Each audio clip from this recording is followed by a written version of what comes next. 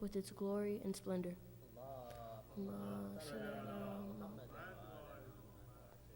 After a while, my son Hassan came in and said, "Peace be on you, mother." I replied, "And upon you peace, O light of my eyes and the delight of my heart."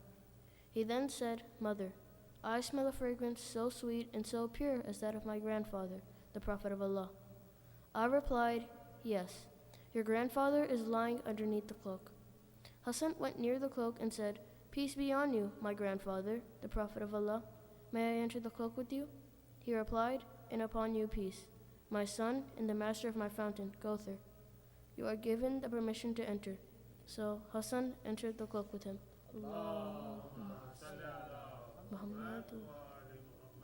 After a while, my son Hussein came in and said, "Peace be on you, mother." I replied, "And upon you peace, O light of my eyes and the delight of my heart." He then said, "Mother, I smell a sweet fragrance like that of my grandfather, the Prophet of Allah." I replied, "Yes, your grandfather and your brother are lying underneath the cloak." Hussein stepped towards the cloak and said, "Peace be on you, my grandfather, the chosen of Allah. May I enter the cloak with you?" He replied, "And upon you peace, my son and the interceder of my followers. You are given the permission to enter." So Hussein entered the cloak with them.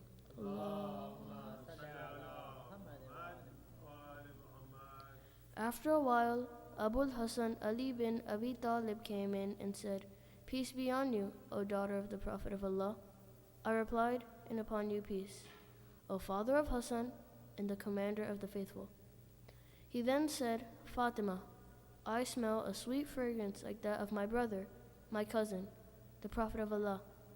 I replied, "Yes, he is underneath the cloak with your two sons." So Ali went near the cloak and said, "Peace be on you, Prophet of Allah. May I enter the cloak with you?" He replied, "And upon you peace, my brother, my legatee, my successor, and my standard bearer. You are given the permission to enter." So Ali entered the cloak with them.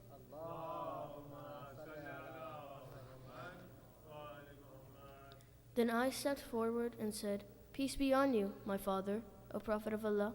May I enter the cloak with you?" He replied, "And upon you peace, my daughter, O part of myself. You are given the permission to enter." So I entered the cloak with them.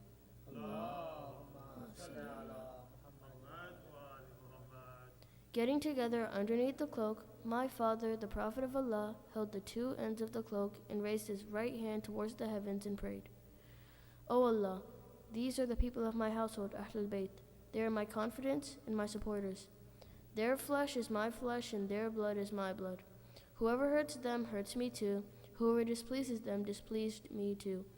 I am at war with those at war with them. I am at peace with those at peace with them. I am the enemy of their enemies, and I am the friend of their friends. They are from me, and I am from them. O Allah, bestow your blessings, benevolence, forgiveness, and your pleasure upon me and upon them, and remove impurity from them, and keep them thoroughly pure."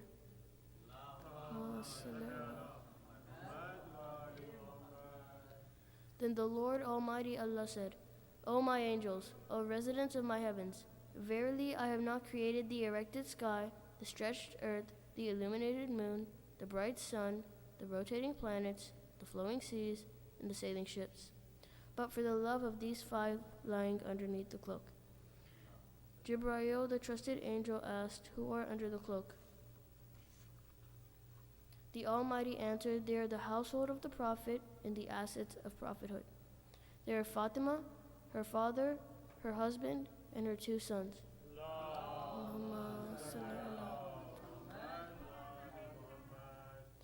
Jibreel said, "O Lord, may I fly to earth to be the sixth of them?" Allah replied, "Yes, you are given the permission." Jibreel the trusted landed near them and said, "Peace be on you, O Prophet of Allah.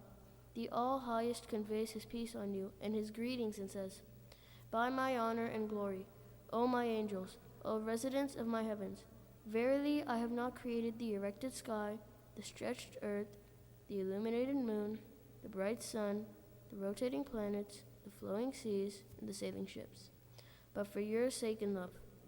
God has given me permission to enter the cloak with you. May I join you, O Prophet of Allah? The Prophet replied, and peace be on you, O trusted bearer of Allah's revelations. You are granted the permission. So Jibreel entered the cloak with us and said to my father, Allah sends his revelations to you. Verily, Allah's desire is to remove blemish from you, O people of household Ahlul Bayt, and purify you with the perfect purification.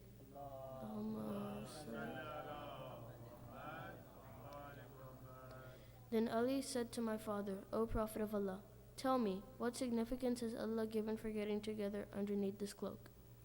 The Prophet replied, by him who rightfully appointed me a prophet and chose me a messenger for the salvation of the mankind. Whenever and wherever an assembly of our followers and friends mention this event, Allah will bestow on them His blessings and mercy. Angels will encircle them asking Allah the remission of their sins until the assembly disperse.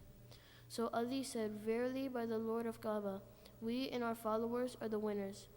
Then my father replied, by him who rightfully appointed me a prophet and chose me a messenger for the salvation of the mankind. Whenever and wherever an assembly of our followers and friends mention this event, there shall remain none grieved, but Allah will remove his grief. There shall remain none distressed, but Allah will dispel his distress. There shall remain none wish seeker, but Allah will grant his wish. Ali happily said, verily by the Lord of Kaaba, we and our followers are the winners and the blessed, in this world and the next.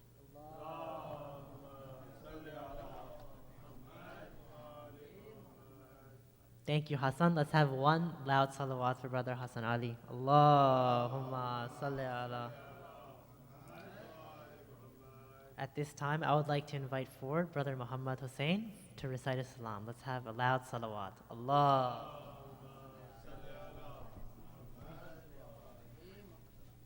Salawat.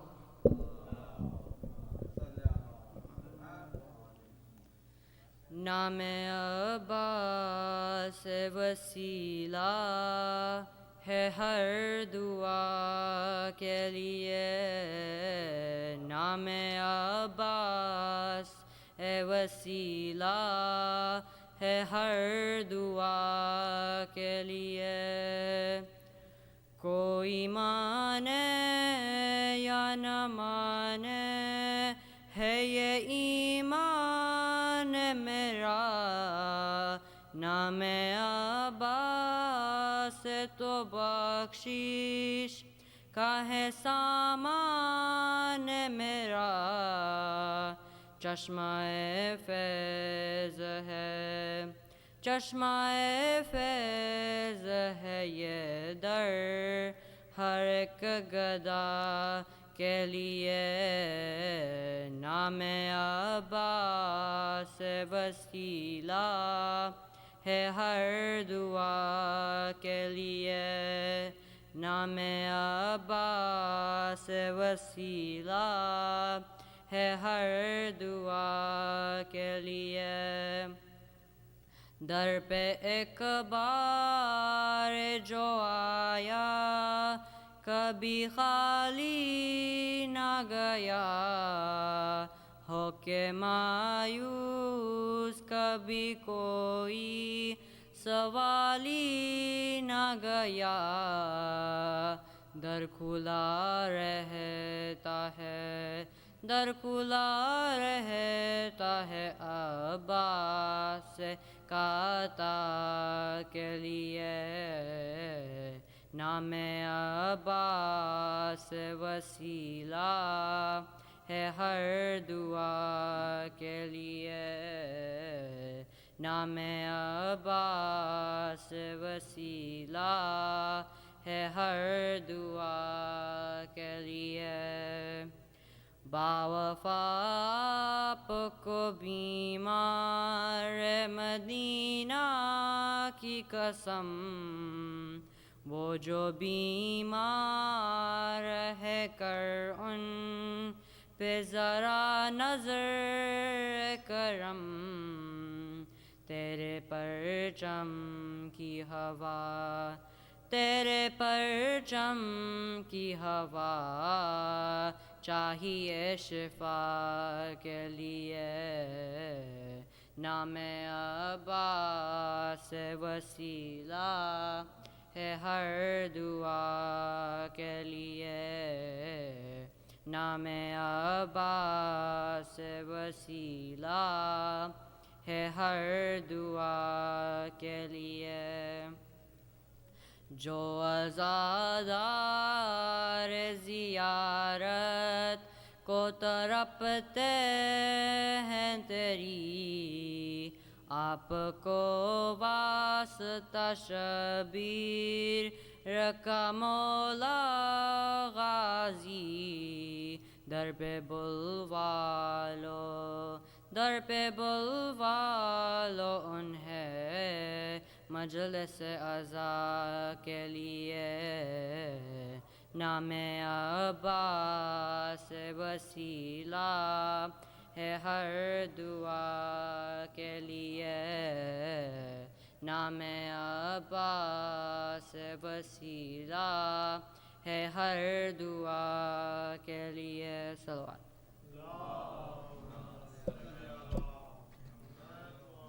MashaAllah, Muhammad. Thank you so much for your beautiful recitation. Let's have another loud salawat. Allahumma salli ala. Alhamdulillah, once again, we're honored to be having Sheikh Mahdi Rastani joining us this weekend for our Majlis. Before beginning the Majlis, we would request that you please move forward as much as possible to form proper Majlis etiquette. Also, please silence your phones so that we can minimize any disturbances. At this time, I would invite Sheikh Rastani to come forward and address the Majlis. Sallu ala Muhammad wa ali Muhammad. Allah.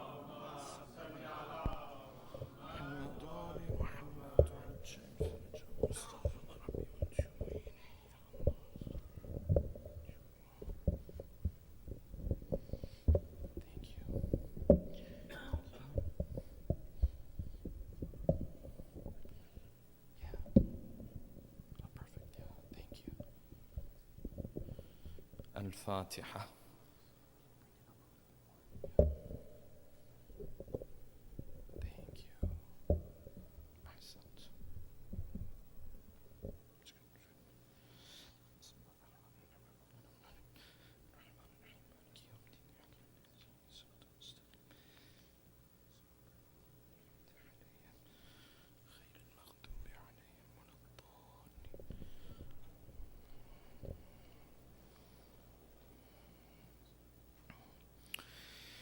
أعوذ بالله من الشيطان الرجيم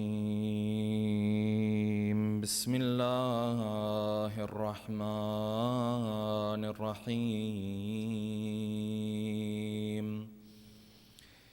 الحمد لله الذي لا يبلغ مدحته القائلون ولا يحصي نعماءه العادون ولا يؤدي حقه المجتهدون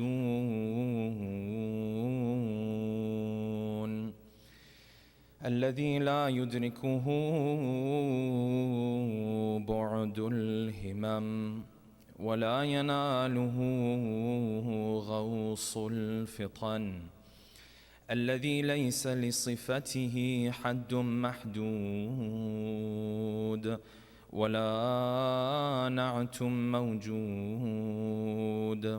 ولا وقت معدود ولا أجل محدود أما بعد فقد قال الله الحكيم في محكم كتابه الكريم أعوذ بالله من الشيطان الرجيم قد نرى تقلب وجهك في السماء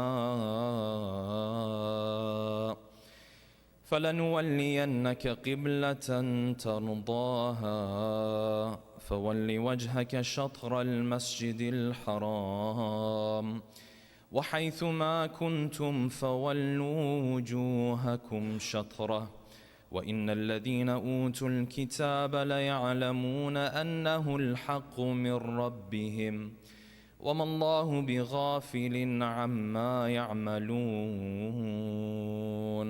صدق الله العلي العظيم صلوات اللهم صل على محمد. For the love of our beloved Prophet and his beloved progeny, a second loud salawat. Allahumma salli ala Muhammad wa ala Muhammad. For the hastening in the return of our beloved 12th Imam, a third final loud salawat. Allahumma salli ala Muhammad wa ala Muhammad. Thank you. The topic that we'll be discussing tonight, inshallah, is one that is extremely crucial for all of us living in this part of the world. That is the topic of engaging with non-religious customs, practices, and cultures.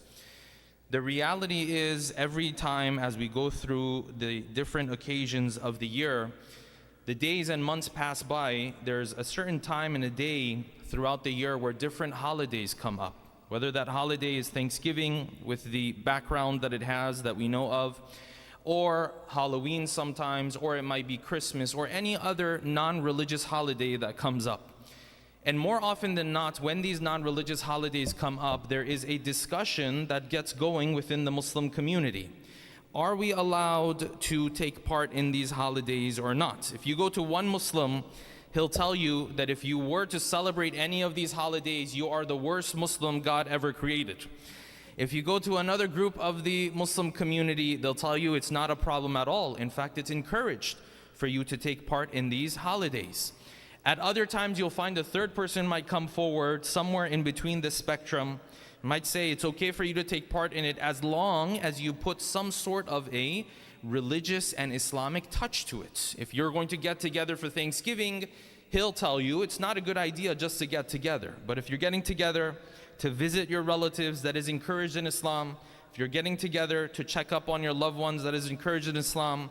If you're getting together to thank Allah subhanahu wa ta'ala for the blessings that He has granted to you, that is encouraged in Islam, then this type of gathering is sanctioned and approved Islamically. However, if that's not the case, then he will not be a part of this gathering. Therefore, you find a whole host of different opinions as it relates to how I am supposed to engage with non-religious customs and practices. Sometimes these non-religious customs and practices are what we would refer to as Western culture because of where we live in the world. Sometimes they may not necessarily be Western culture, sometimes it may be Eastern culture. Wherever you live in the world, if you don't live in a predominantly Muslim community, Muslim country, this is a question that will come to mind. And this is extremely crucial to discuss because when you look at the message of the Prophet, you don't find the Prophet just bringing forward halal and haram for us. You don't find the Prophet just bringing do's and don'ts for the Muslim community.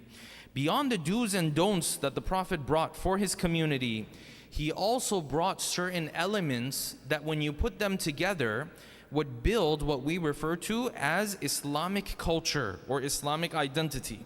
In today's talk, when I talk about culture, I'm not referring to culture versus religion. I'm talking to or about Islamic culture, yes, within this context. You find there are elements in the teachings of the Prophet that are not necessarily wajib, but they are part of your Islamic identity and they are part of your Islamic culture. The easiest of these examples is coming to the masjid. Coming to the masjid, according to no school of thought in Islam, on a random Tuesday is wajib necessarily, yes? But everyone will tell you this is part of your Islamic culture. The masjid, the entity of the masjid, you going there, you frequenting the masjid is part of your Islamic culture. Of those elements that the Prophet brought forth is Salatul Jama'ah, even if it's not in the masjid, if you're at home. And the idea of Muslims coming together to hold their prayer. Of those elements that build Islamic culture is the concept of dua. You ask Allah subhanahu wa ta'ala for things. It's not necessarily wajib for you to always raise your hands, but it is part of your Islamic culture.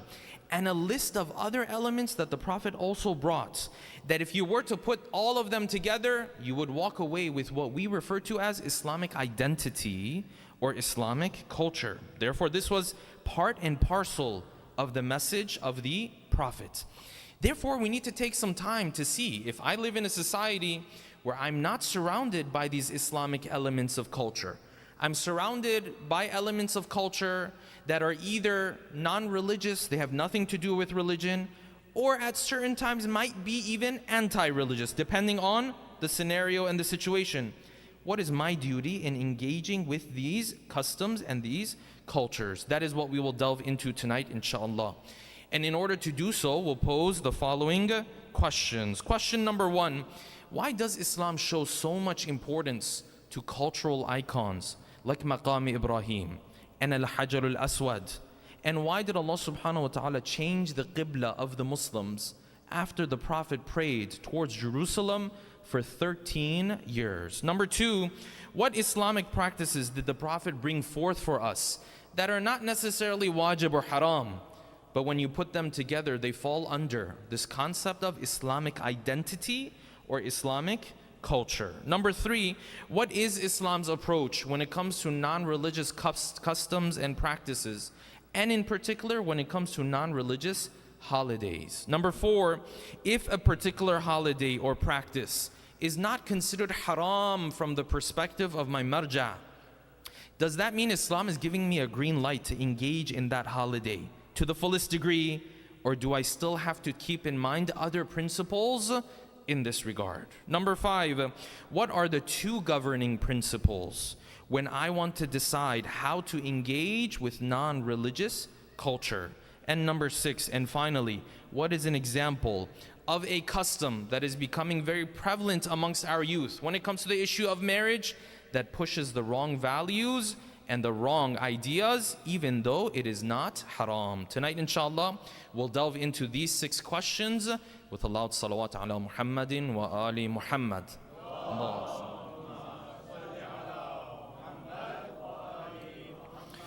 Let's begin from here. When the Prophet brought his message, he didn't just bring halal and haram. This is a misunderstanding that we have. The Prophet, of course, his halal and haram was an important part of his message. No one can deny that. Beyond that, there were a series of elements, series of things that the Prophet brought forth that if you put them together, it builds what we refer to as Islamic culture and Islamic identity. And the Prophet showed a lot of importance to this issue. It's not something that was just there on the side every now and then the Prophet would talk about it. No. The Prophet, the Quran, when it comes to culture and cultural icons, Allah subhanahu wa ta'ala has shown a lot of sensitivity. Where do we see this? You see this when it comes to this icon that we refer to as Maqam Ibrahim. What is Maqam Ibrahim? Maqam Ibrahim is the place in Mecca beside the Kaaba where the 2 footsteps of Ibrahim alayhi salam sunk into a piece of stone. Yes? There is dispute among scholars. Was this when Ibrahim was calling people to come to Hajj, or was it when he was rebuilding the Kaaba? There's a difference of opinion here. Regardless, it has to do with the idea of Ibrahim and his commitment to Tawheed and to monotheism. 2 footsteps sunk into some stone in the middle of a desert, and yet Allah subhanahu wa ta'ala made a big deal out of Maqam Ibrahim. Allah subhanahu wa ta'ala says in the Quran, وَاتَّخِذُوا مِن مَقَامِ إِبْرَاهِيمَ مُصَلَّى. When you go there, you're supposed to pray there. And when Allah subhanahu wa ta'ala speaks of those clear signs that He's placed in Mecca and Medina, these harams, what did He say? He said, فِيهِ آيَاتٌ بَيِّنَاتٌ مَقَامُ إِبْرَاهِيمَ. Of those things that you look at and it represents our message, Maqam Ibrahim. Ya Allah, why? What's the big deal about Maqam Ibrahim anyways? A servant of yours was working in the middle of the desert. His footsteps sunk into this piece of stone. Why does it carry so much importance? It carries importance because it's a cultural icon. Culture, when we refer to it, as I mentioned in tonight's talk, not as opposed to religion, as part of religion. It's a cultural icon, meaning what? Meaning when you associate yourself with Maqam Ibrahim, when you see it, you're reminded of a deeper message. You're reminded of monotheism. You're reminded of a person who was willing to stand in the presence of greater society and say, I reject these beliefs that you have. I worship Allah subhanahu wa ta'ala only, the father of monotheism, yes? The father of 3, in fact 4 major religions one of them has disappeared. The religion of Ibrahim alayhi salam himself, which was referred to as Hanifiyya, has disappeared. We don't know much about it today. But of course, Judaism, Christianity, Islam, the Quran says Ibrahim was your father. Yes? Because these messages came from him. All of this you take in when you're associating with this cultural icon that is Maqam Ibrahim. Allah subhanahu wa ta'ala made a big deal out of it because it builds culture, it builds identity.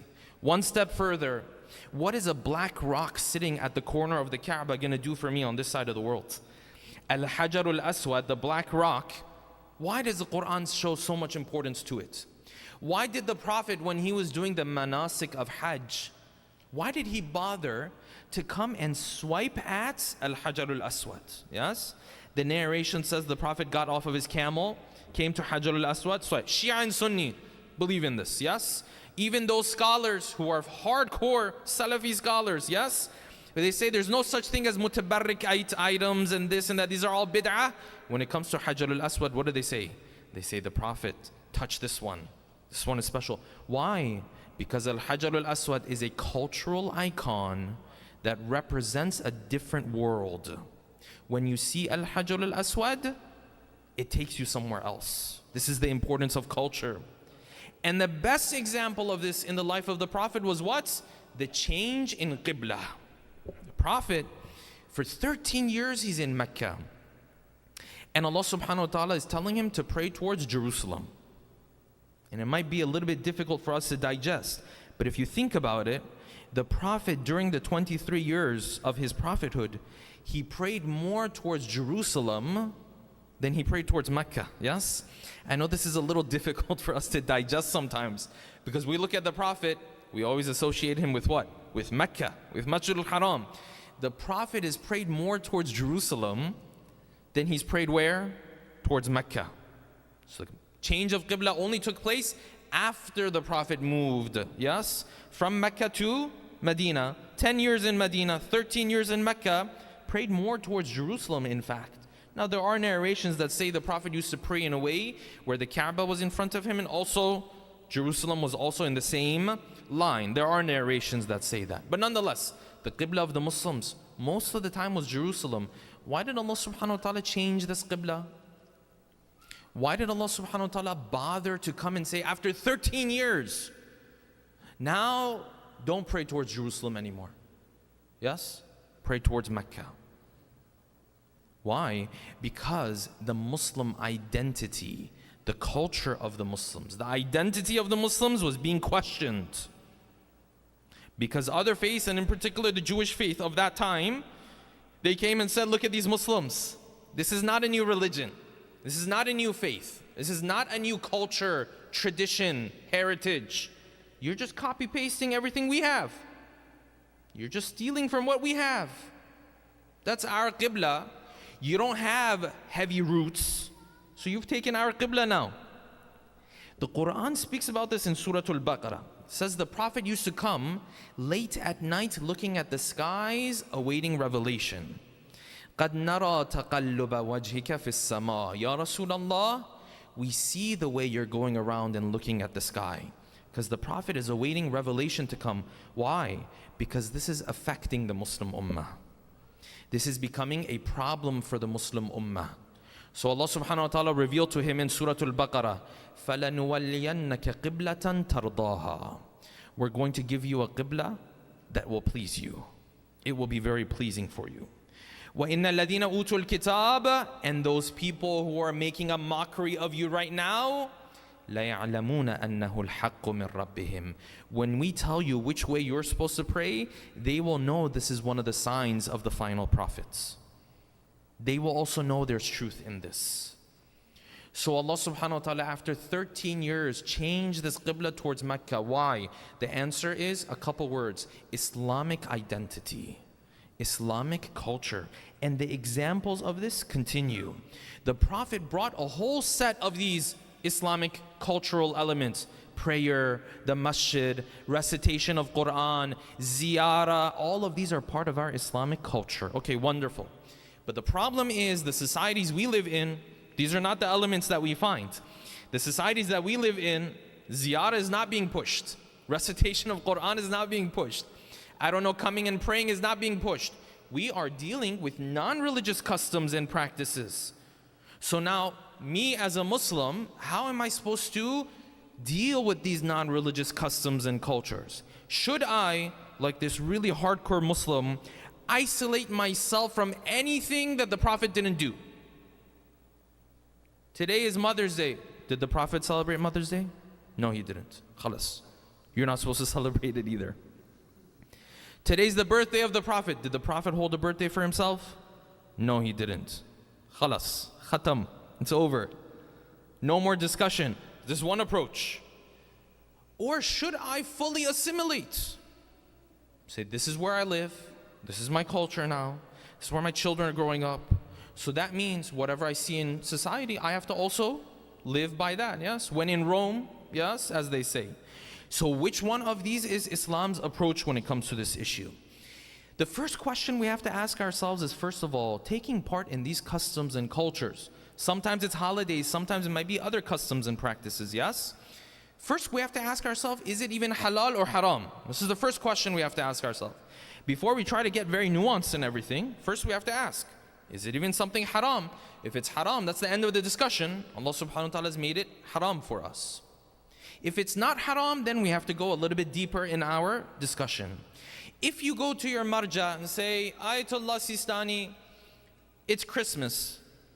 Can I celebrate Christmas? It's Thanksgiving, yes? It's Halloween, it's this or that. Can I celebrate these holidays? Or other non-religious customs and practices that may not necessarily be holidays. They will give you two principles, generally speaking. They will say, first and foremost, if this holiday and this custom and this practice belongs to another faith, and you celebrate it the way the people of that other faith celebrate it, they say, this is definitely a problem. This is definitely haram. If I come to Christmas and I celebrate it the way a Christian celebrates it, yes? I don't just have a tree. I have the cross on top of the tree as well, yes? The star on top of the tree that most Muslims actually don't know what it represents. It represents the star that followed Jesus and helped other people find where Jesus was born. This is part of the Bible, yes? If I celebrate Christmas, for example, the way another faith celebrates it, yes, all of the maraja will tell you this is definitely a problem. You don't have the right to take on icons of a different faith. This is number one. So, well, that's not true. That's not the way I celebrate it. What else is there?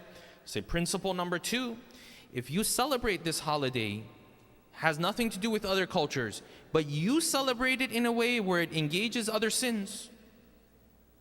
So you're celebrating Christmas, you put together a gathering, mahram, non-mahram, men, women, music, dancing, whatever the case might be. They'll say it's haram. There's other sins that are involved. These are the two simple principles that they will put forward for you. Yes? Okay, wonderful.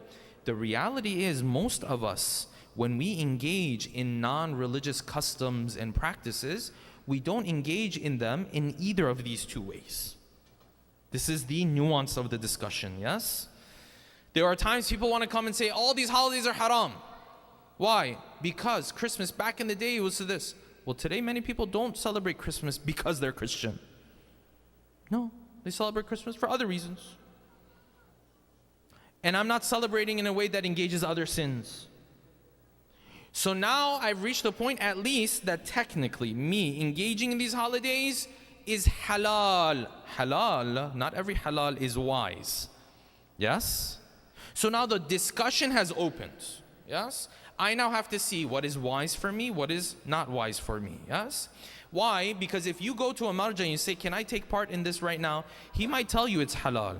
But if you go to a marja and say, what if I take part in a practice that 15, 20 years down the road brings up my children with a non-religious identity? Then he'll tell you it's haram. He won't tell you right now it's haram. He'll tell you, yes, if you continue down this road, in the long run, you can end up committing sins. You understand the difference? It's like going to a doctor, saying, Sheikh, I said Sheikh. You go to a doctor, you don't want a Sheikh as your doctor, by the way, yes? You go to the doctor, say, Doc, can I have a burger today? Which doctor is going to tell you no? It's going to tell you, yeah, it's not going to kill you. Go to the doctor tomorrow. Say, Doc, can I have another burger? He says, yeah, you can have another burger. With fries. Yes, make it a meal. Say, yeah, you can have fries too. Third day, ask him the same question. If you ask him every day, he'll tell you the same answer. But if you ask him, Doc, can I do this for the next 10, 15 years? He'll say, no, that's a problem. Yes, you're not going to live that long. Yes, there are things that are not haram right now. But if you go to your marja and say, I'm going to do something where the Islamic identity of my family is going to be compromised, then he'll tell you, yes, this is a problem. You get the difference? It's a nuanced discussion, yes? So now we come to our teachings of Islam. Me taking part in this holiday right here, right now, may not necessarily be haram. But can I take this as a 10, 15-year lifestyle for myself? This is where Islam has extra teachings that we now have to go through. A loud salawat, please.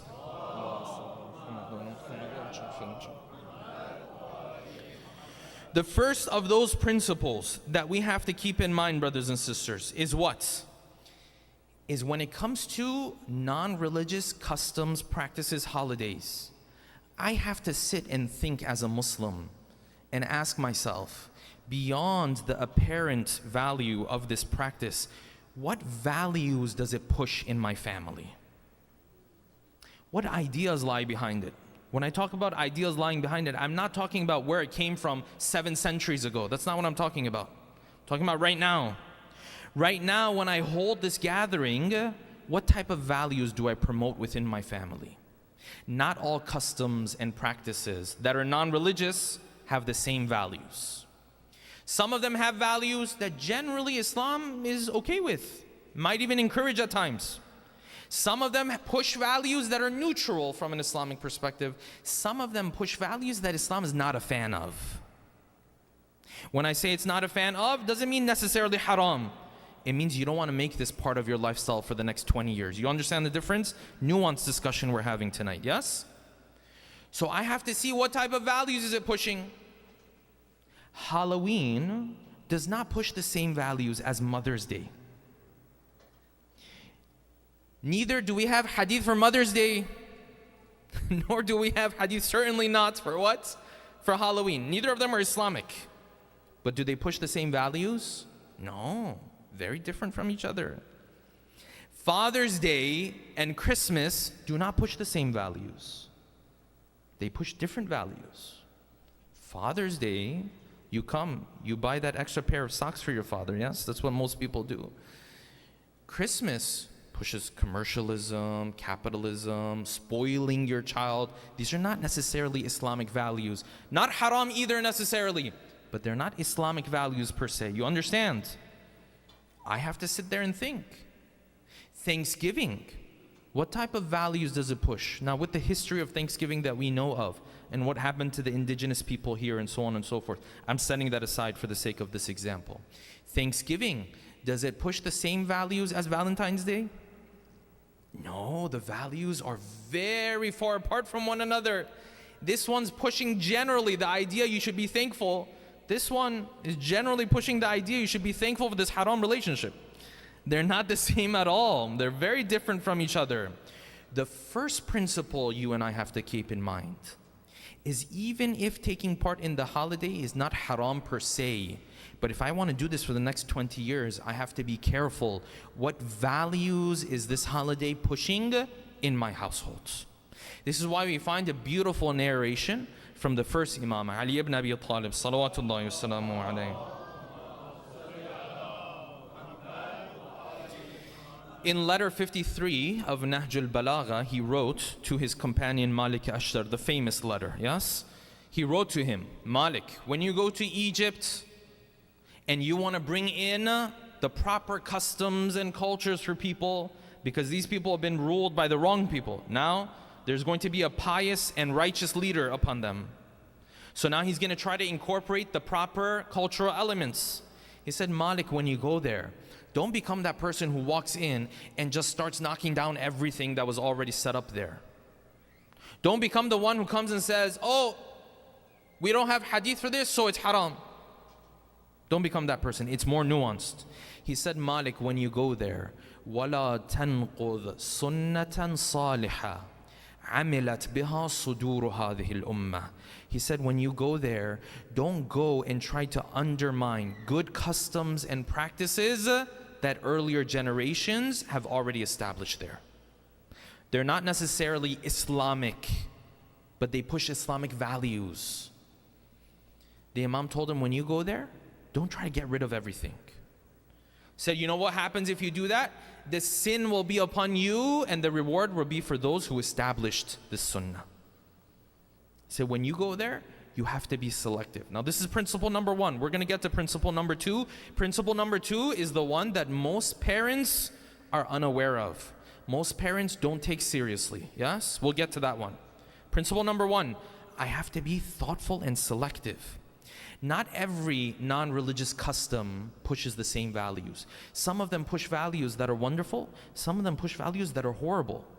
I'll give you a basic example, then I'll give you a real life example, yes? I picked up a book not too long ago for my 5-year-old, yes? I have a 5-year-old boy. So I picked up a book on cars. You can't get safer than cars, yes? Pick up a book on cars. Start reading the book. In the cars, they're going to have a race. There's a male car, there's a female car. Now, even when it comes to human beings, apparently we still can't figure this out, yes? But somehow they figured it out in the book. There's a male car, there's a female car, whatever. Right? We're going to read the story. The race is about to start. Okay, wonderful. The male car enters into the place where the race is going to happen, into the track. The female car is about to also begin the race, but she knows she's not as fast as the male car. So what does she do? She comes into this track and she begins to pose. Yes? She begins to flaunt her beauty.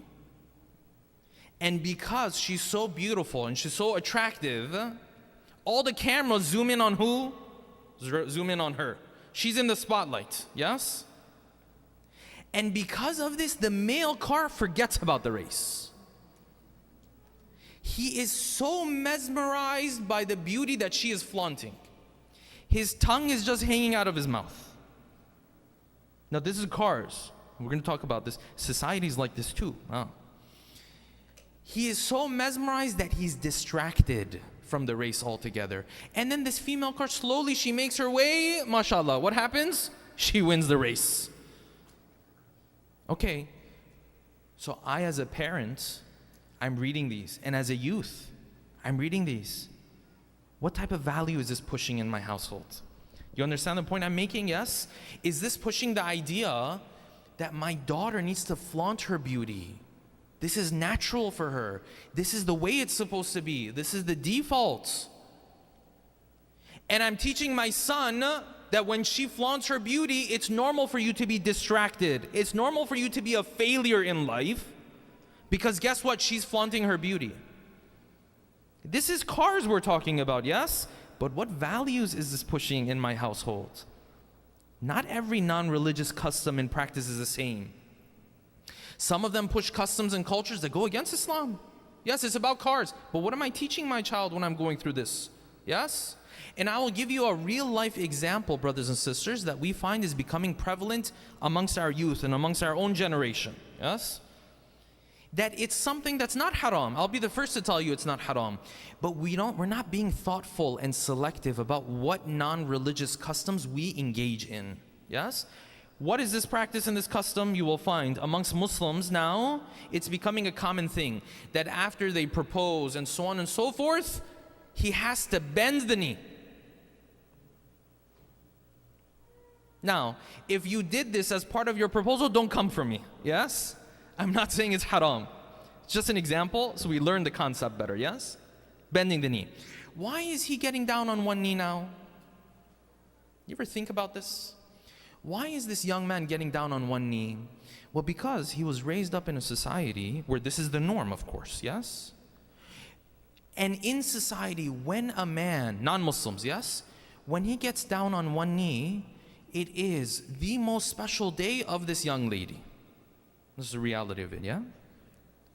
She's jumping up and down and tears coming out of her eyes, and she's excited. And if you go online, some of the videos that have the highest views are what?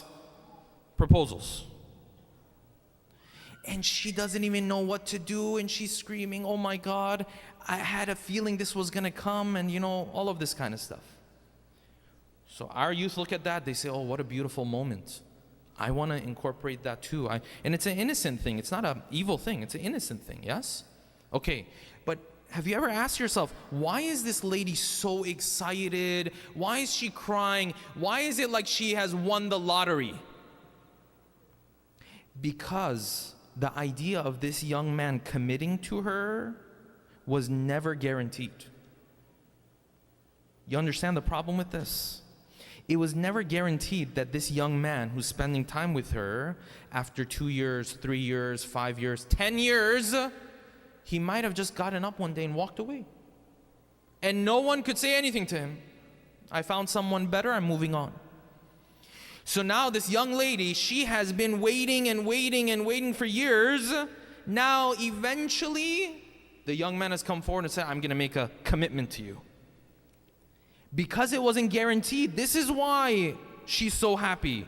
Because she did literally strike the lottery. Because she did literally win the lottery. Because there was a chance this day would never come.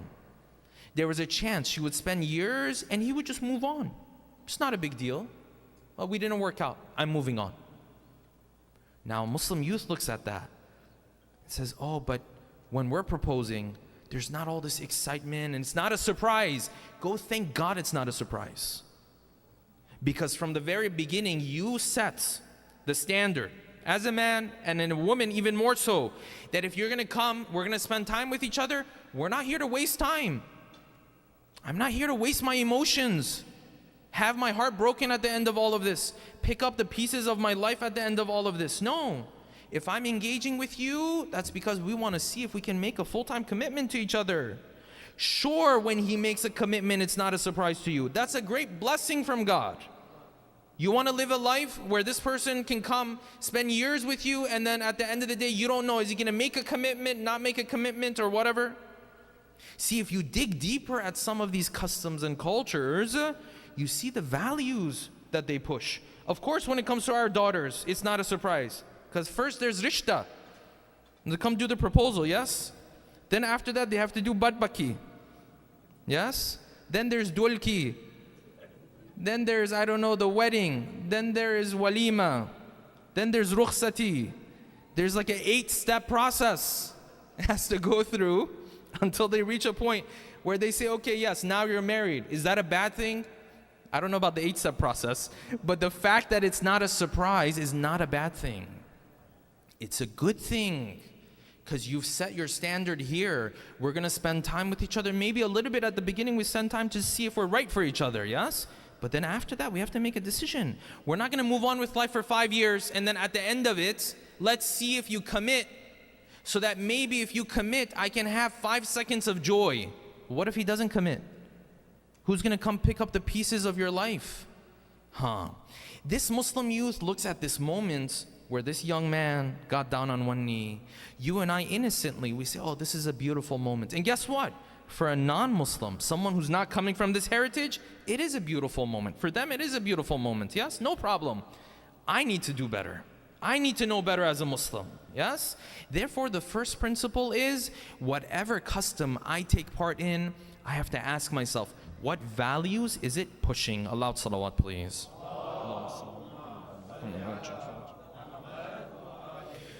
Let us move on to the second principle. The second principle, even if I come across a holiday, it's not haram to take part in it, number one. Number two, it is not pushing the wrong values.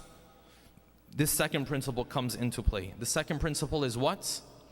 Never should I allow non-religious custom, practices, culture to become the dominant culture in my household. It can be secondary, no problem. Your child, yourself, you can engage with other cultures. It's not a problem. We're not saying you go live in a cave and you never do this and you never do that. No. You engage with the world. But the dominant culture in your household has to have elements of Islamic culture. The dominant culture, the primary culture. Sometimes people say, but Sheikh, my son, he has to know how to live in this world. Trust me, if he has one phone, he knows about all of these customs and cultures. You don't have to worry about that. Your child's not growing up in a bubble. Those days are over. All he needs is an Instagram and a TikTok. That's it. He already knows better than you what to do, what not to do. I spoke to a parent once. I said, you know, your child upbringing, so on and so forth, they were struggling with certain things. He said, yes, but Sheikh, I don't want to put him in an environment where after he leaves this environment, he can't hold a conversation with non-Muslims. I said, well, that's not what you have to worry about. I know your child. He can hold multiple conversations better than you. Even if it doesn't push the wrong values, it shouldn't become the dominant culture. It should be secondary, no problem. Why? Because the Prophet, as part of the message that he brought what? He brought Islamic elements of culture. And he brought those to make those the dominant culture in your household. A child who's being brought up and those elements of Islamic culture are not present in this household, I'm not saying he's always going to turn out terrible, and no, not like that. But you've made it more difficult for him to practice this faith. You've made it more difficult for him to relate to his faith. This child is being brought up in a house. One day it's Christmas, the next day it's Thanksgiving, the next day it's Halloween, the next day it's this, the next day it's this. Then you tell him, oh, we have to go to Hajj. What is Hajj? He's not a bad child. This is the culture you brought him up in. This is the atmosphere he was breathing in. A child that's not brought up with the right Islamic elements of culture, he's moving on his career, and then you tell him, oh, you have to drop all of this, we have to go for Hajj. He says, no, what do you mean Hajj? I'm about to be promoted. This was his whole world. Now, working hard at your career, is that a bad thing? No, it's not a bad thing. But you made that dominant over Islamic culture. You understand? That was supposed to be secondary. A child that you've taught him, which is what our children learn in schools today, that the only thing that matters is you and what you want. Then you tell him you have to wake up 5 o'clock in the morning for Fajr. Say, but I don't understand why. Why does this God of ours care so much if I wake up in the middle of the night? And it's not a wrong question. The problem is his parents didn't bring up this child with the right elements of Islamic culture. Yes? He's always going to question these things. These are not relatable to him. Bring him up with the right elements of Islamic culture. Yes? Then relating to religion becomes that much easier to him. You know the difference, I'll mention this and we'll move on inshallah. The difference between a child that is brought up with Islamic culture and a child that's not brought up with Islamic culture and just holds on to the skeleton of the religion. You know what the difference is? The difference is a child who tolerates his religion versus a child who loves his religion. That's the difference. Some families, the child's that growing up, they're not bad kids. But what do you find? Religion is something he tolerates. It's not part and parcel of his life. Doesn't have much meaning in his life. It's just something there, and sometimes it's kind of annoying too. Versus a child who grows up, he feels proud, he feels connected to his faith. A part of this is the Islamic culture in the household. So what did the Prophet bring for us to build into this Islamic culture? There's a whole host of elements that the Prophet brought for us. Let us begin with the first of these with a loud salawat.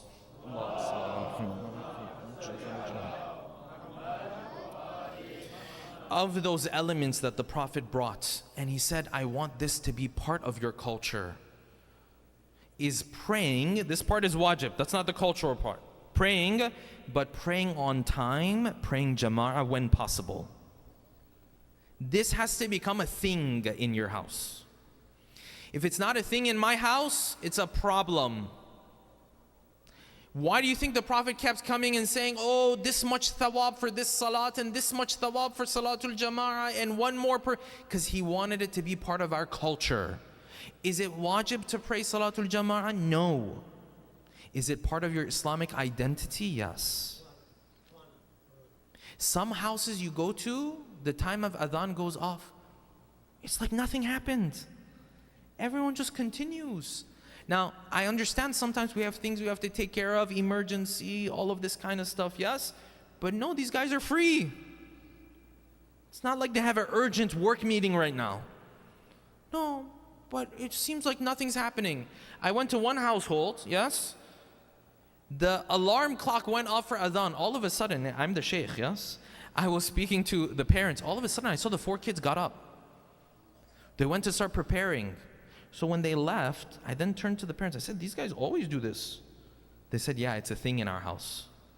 When the alarm clock goes off, we then slowly go to start prepare for salat. Now, you don't want to become that extreme guy who says, now 2 minutes after adhan, you haven't prayed, you still have a problem, yeah? That's another extreme that we have, yes? But adhan, praying on time, praying jama'ah, is supposed to be a thing in our houses, yes? And this is something our school of thought has not done the best job on. Other schools of thought, of course, have done a better job when it comes to this issue. This is one element. Elements number 2 that the Prophet brought forth is his connection with the Quran. Why the Prophet said Thursday night recite this surah, Friday recite this surah, I don't know, this time recite this surah, because the Prophet was building a culture around Quran. If Quran is not a thing in my life, in the life of my children, I'm depriving them of Islamic culture. You understand this? The third element, all the dhikr and adhkar that we have. Why did the Prophet say, oh, you're going to go into the masjid, say this dhikr, for example. You're going to leave the bathroom, say this dhikr, for example. Mondays, recite this dhikr, for example. I don't know, when you're getting up, after you have a little bit of water, recite this dhikr, for example, because dhikr was part of Islamic culture. None of them in and of themselves are wajib. Nobody can sit there and say, oh, you didn't say this dhikr, so you're a terrible person. No, you're a terrible person for taking something that's not wajib and acting like it's wajib. But it was meant to build Islamic culture. I don't have to do all of them, but some of them I have to bring into my Islamic culture. Dhikr, adhkar. Of those elements, brothers and sisters, dress code. Islamic dress code is part of Islamic culture. Now this one, a part of it is actually wajib. Now go look, there's studies done on the impact that it has on the child when the mother and the father dress a certain way. How much more confident the child feels in practicing his or her faith. It helps because the child sees my mother and father, even though they're dressed differently from a lot of other people in society, it doesn't bother them. It's not a big deal for them. They understand. People live like that. We're Muslim. We have a book from God. We have a miracle in our hands. This is how we live our life. Islamic dress code is part of your Islamic culture. Of those elements that the Prophet brought for us was dua. Dua is supposed to be a thing in your house, in my house. See, if I sneeze in front of my son, for example, yes? And my son, instead of saying Alhamdulillah or Yaghfirullahu lana wa lakum or whatever, some dua, he turns around and says, God bless you. This is not the end of the world. We say, oh, look, he said, God bless you. He didn't say the special dhikr. But the point is, I want some of these elements in my household, yes? I want him to understand, you know, sometimes when we get in the car, we recite this dua. Sometimes we're going on a trip, we recite this dua. When I run into a problem, I recite this dua. It builds his identity and his culture. Yes, moving on to the final ones. Living a luxurious and extravagant life. Extravagant gatherings, not part of Islamic culture. Islamic culture is modest gatherings. Doesn't mean you have to get the worst food, and no, it's modest gatherings. We don't want to have to go out all the way because they had this type of a gathering, so now we have to have this type of a gathering. And the elements continue. But if you bring together all of these elements, it gives you what? This Islamic culture, brothers and sisters. And a family that is raised with this Islamic culture, they can definitely engage with non-religious culture too. It's not a problem at all. But that always remains secondary to their primary Islamic culture, yes? And these cultures, these values, this is why we find our beloved Imam in the plains of Karbala. He sacrificed the way that he sacrificed to keep Islam alive. So that 1400 years later, you and I wearing black, we would come here and mourn the masa'ib of our beloved third Imam. Sallallahu alayka ya Aba Abdullah. Sallallahu alayka ya Ibn Rasulillah. Let us take our hearts, brothers and sisters, to the city of Sham. The narration says when the city of Sham was preparing for the caravan of the Usara to enter, for the caravan of the captives to enter, the Khalifa had made a point to make adornments around the city, to add celebration to this city, to get this city to be in the most joyous of times. If you've ever been around a person who's lost a loved one, brothers and sisters, you know those days following the day of his death or her death is some of the most painful days for that individual. It's in those moments where people come to console this family. It's in those moments people come to take away from the pain and difficulty of this family. But what did they do to the family of Imam al-Hussein? Not only did they not console them, they paraded them in city after city. And they brought them into the city of Sham, and they made sure that there is a celebration happening to put more pain and difficulty in the life of these women and children. Maybe some of these children don't even know exactly what's happening. Maybe some of these women and children are still asking where their loved ones are. The narration says this companion by the name of Sahl, he says, I went to the city of Sham in the year 61 after Hijrah. And I entered into the city and I saw everyone has adorned the city. It's almost as if there's a celebration taking place. He said, I went around to the people of Sham and I asked them, is this a special Eid that you guys have? Is this a special celebration that you all have that I don't know of? They said, oh man, it seems like you're not from here. You don't know what's happening in these days and nights. I said, no, I'm a companion of the Prophet. I'm a Sahabi of the Prophet. This is my first time in Sham. What's happening? They said, by Allah, if the sky starts to cry in blood, it will still make sense for what's happening in these days and nights. The caravan of captives from Karbala is coming, and with them, the head of the grandson of the Prophet is coming as well. Sahl says, I went around asking from person to person, where could I meet these captives? They pointed me in the direction of one of the gates of the city of Sham. He says, I went to that city and I saw there's already a commotion. And the caravan is now entering, and amongst them the heads of the shuhada are entering. And these women and children, everyone is staring at them. Everyone is disrespecting the grandchildren of the Prophet. Sahl says, I went down and I came closer to these women. I said, is there anything that I can do for you? And Sukaina turned to me and said, if you can go and ask them at least to take the heads of the shuhada ahead of us, because when they look at these women and children, it disrespects them. It makes them feel uncomfortable. Go and give some money to some of these troops and these guards so that they will move the heads of the shuhada ahead of them. But you know, the most painful moment of this entering into Sham was that moment where he says, I looked and I saw this one man amongst this caravan. He entered on a camel without any saddles. It had begun to wound his body. And I looked closer and I saw there were chains on his body. And I looked closer and I saw there are chains tying his hands to his neck. And I looked closer and I saw this is Ali ibn al-Hussein, Imam al-Sajjad, the fourth Imam, who's being carried like this into the city of Sham. Why were these women and children in this situation? Because the one who guards these women and children has already been martyred. Because there's no Alamdar anymore. There's no Abul Fadl Abbas anymore. Maybe some of these women and children were saying, you know what? We wish we hadn't asked for any water on the 10th of Muharram. We wish we hadn't asked him to go and bring any water. Maybe he would still be with us in these moments to protect us. What happened to Abbas on the 10th of Muharram? He made his way towards the tent of Imam al-Hussein, and Hussein saw Abbas, and immediately the tears started to flow from his eyes. And the narration says Abbas turned to his brother. He said, Ya akhi halli min rukhsatin.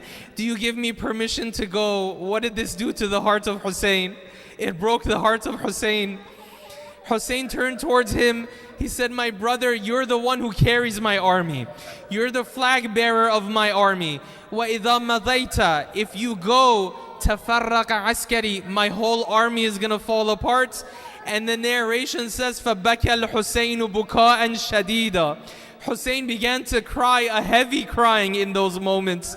What did it do to the heart of Hussein?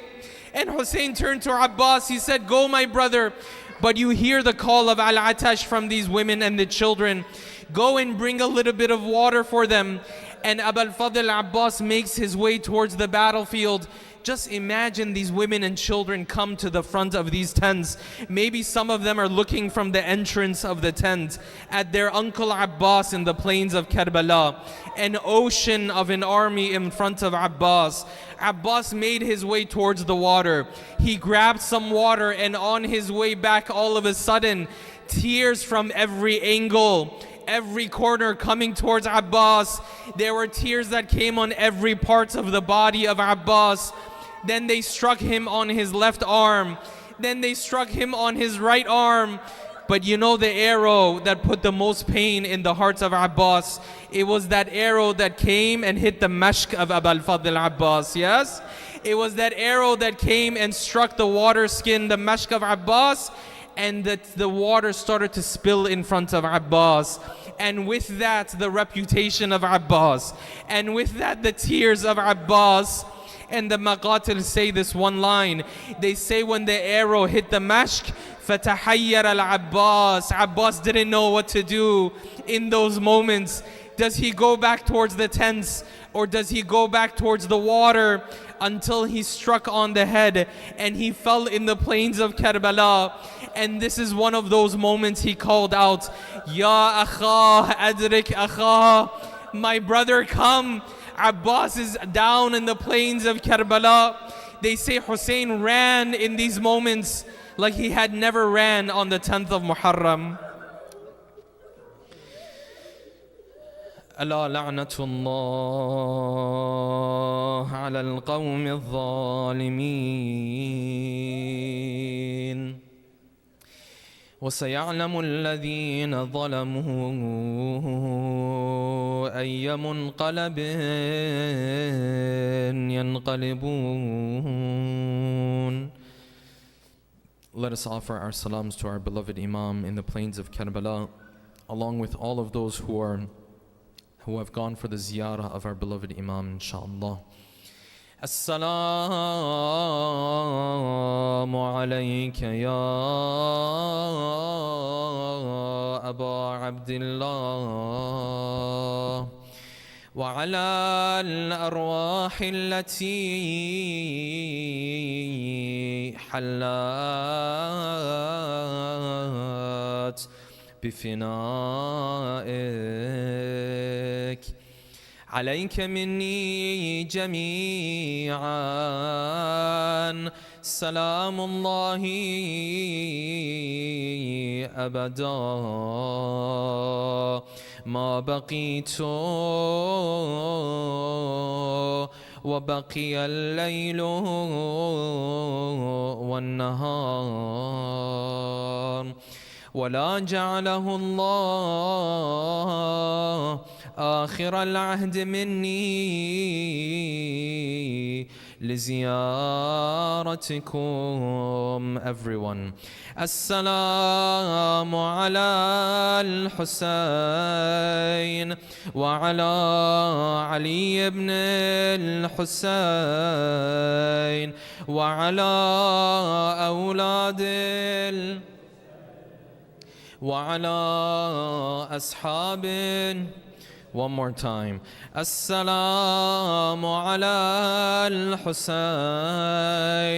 وعلى علي بن الحسين وعلى أولاد الحسين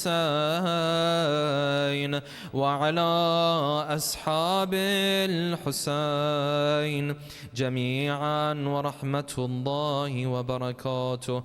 رحم الله من قرأ سورة الفاتحة مع الصلوات على محمد وآل محمد. اللهم صل على محمد.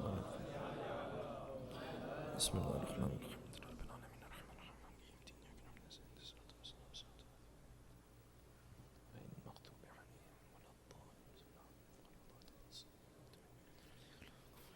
Matam Hussein.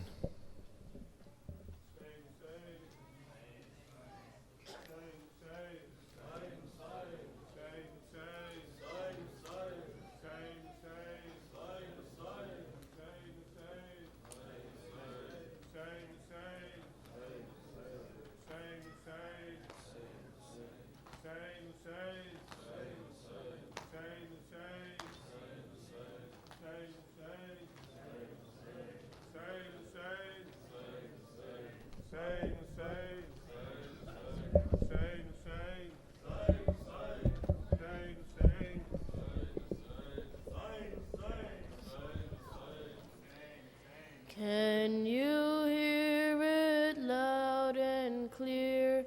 The call of Sayyid al-Shuhada. هل من ناصر ينصرنا هل من ناصر ينصرنا. Can you hear it loud and clear? The call of Sayyid al-Shuhada. هل من ناصر ينصرنا هل من ناصر ينصرنا. On that day of Ashura, from that land of Karbala, هل من ناصر ينصرنا هل من ناصر ينصرنا. Battered and surrounded by the likes of Shimr or Hurmala, هل من ناصر ينصرنا هل من ناصر ينصرنا. Hurt and thirsty, yet his cry reaches everyone near and far. هل من ناصر ينصرنا هل من ناصر ينصرنا. There is no Qasim or Akbar on Muhammad Abdullah. There is no Abbas or no Muslim ibn Asja.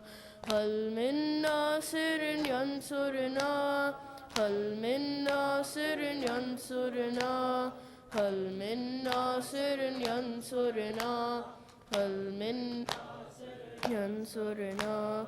We wish we were there to say لبيك يا ابن رسول الله.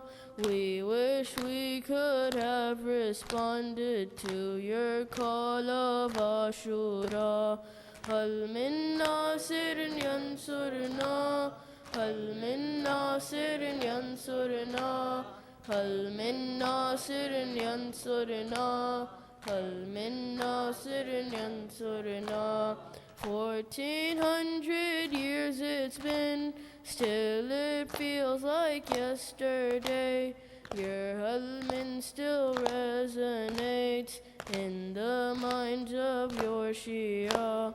هل من ناصر ينصرنا هل من ناصر ينصرنا هل من ناصر ينصرنا هل من ناصر ينصرنا. We will be your messengers, we will propagate your name, we will spread the light of justice through the power of your flame. If we want to be this way, if we wish to say labbaik, we must first begin to see, we must first begin to take. Every day as Ashura, every land as Karbala, kullu yawmin Ashura, kullu arzin Karbala. Every day as Ashura, every land as Karbala, kullu yawmin Ashura, kullu arzin Karbala. هل من ناصر ينصرنا هل من ناصر ينصرنا هل من ناصر ينصرنا هل من ناصر ينصرنا. حسين حسين.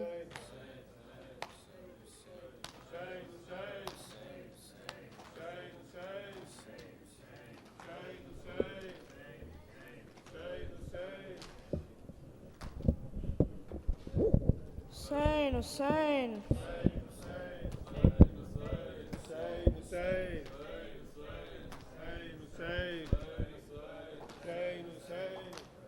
Hoye, hoye, Ali Akbar. Hoye, hoye, Ali Akbar. कहते थे ये माँ खूब भरी मैयाद से लिपट कर हाय हाय अली अकबर हाय हाय अली अकबर हाय अकबर कहती थी ये माँ खूब भरी मैयाद से लिपट कर हाय हाय अली अकबर हाय अरमान तो पहनाऊंगी पोशाक शहाने अफसोस के रास न तुझे कोई जवानी कैसा था मुक़द्दर हाय अली अकबर हाय हाय अली इतना तो ज़रा ठहरो तुम्हें धूल बना लो बस एक झलक शहर की सुग़रा को दिखा लो मैं चैन थी ख़्वाहर हाय हाय अली अकबर हाय हाय अली अकबर कहती थी ये माँ खूब भरी मैयाद से लिपट कर हाय हाय हाय हाय अली तुम हिचकियाँ लेके जो दम तोड़ रहे हो मुँह से हमें शाह के लिए मोड़ रहे हो क्यों रोते हो दिल भर हाय हाय अली अकबर हाय हाय अली अकबर कहती थी ये माँ खूब भरी मैयाद से लिपट कर हाय हाय अली हाय हाय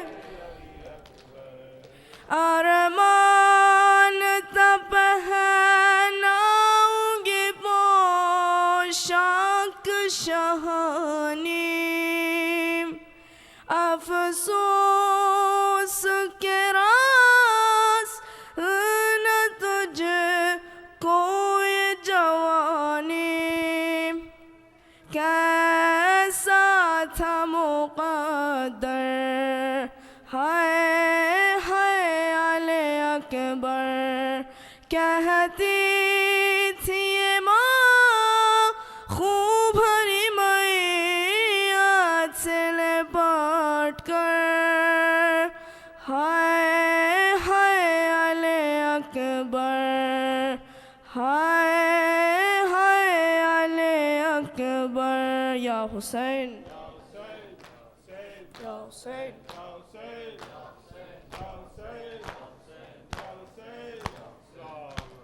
متوجه زيارة السلام عليك يا أبا عبد الله السلام عليك يا ابن رسول الله السلام عليك يا ابن أمير المؤمنين وابن سيد الوصيين السلام عليك يا ابن فاطمة الزهراء سيدتي نساء العالمين السلام عليكم يا سائر شهداء كربلاء ورحمة الله وبركاته. السلام عليك يا غريب الغرباء. السلام عليك يا معين الضعفاء والفقراء. السلام عليك يا شمس الشموس. السلام عليك يا أنيس النفوس. السلام عليك يا مدفون بأرض قوس. راضي بالقدر والقضاء علي بن موسى الرضا ورحمة الله وبركاته.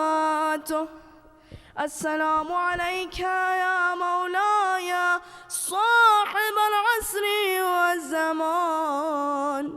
الأمان الأمان الأمان من فتنة الزمان. السلام عليك يا كعبة الإيمان وإمامنا وإمام الإنس والجان. أجر الله تعالى فرجك وسهر الله تعالى مخرجك وظهورك. السلام عليكم ورحمة الله وبركاته. الله صل على Muhammad wa ala Muhammad. All the young ones come and please give our salams to the Sheikh for the wonderful lecture. Inshallah, the next majlis will be on Wednesday night, starting the 5 majlises for